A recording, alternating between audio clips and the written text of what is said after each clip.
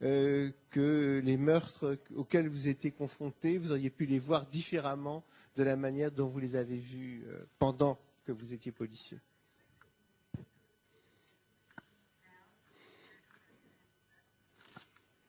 Interesting question. Thank you. It's a difficult question. I don't think so. I think that the effect it's had on me, I mean, first of all, this is, you talk about surreal. This is beyond surreal, the story. I mean, how can this be?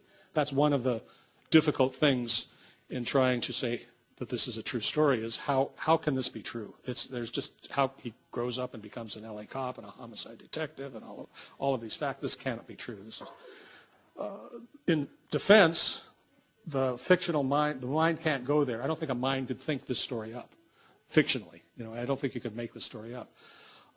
For me, it's been an extremely difficult road. Initially, of course, the denial and said this can't be, and I've been living with this for now 7 years. I've just finished book 2. There's book 3. I'm in this state of hell, if you will. There's a line in the comedy with Jack Nicholson. You remember As Good as It Gets? Was that shown here in France? The comedy. Anyway, there's a line in there where he says, I've been evicted from my life. And I sort of feel that way. I feel like I've been evicted from my life because this has become, not by my choice, it's really become an obsession. It's taken over my life. At any rate, there's been a very positive side to it. The positive side is that, for the most part, I've always been agnostic, pretty much questioning, doubting that we're living in a guided, ordered universe.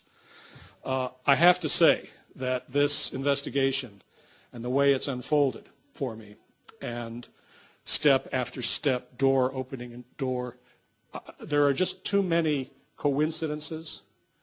There have been so many supposed coincidences that it has almost removed the word coincidence from my life.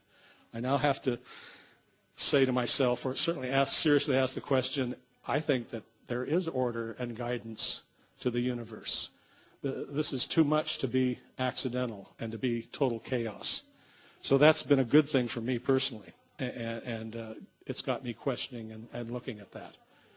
But as far as my professional life, it really hasn't affected it that much. It was just, fortunately, I mean, if I had grown up to be a doctor or a lawyer, I could have never figured this out. I had to have that training. I had to have that experience, life experience. And not only did I need the experience, but I needed to be related. I don't think there was any other way this story could have come to light. I don't see how. And I don't think it could have come to light during his lifetime, because I would have never had access to the things I did.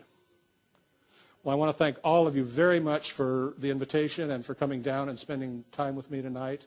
And I love your city. Thank you very much.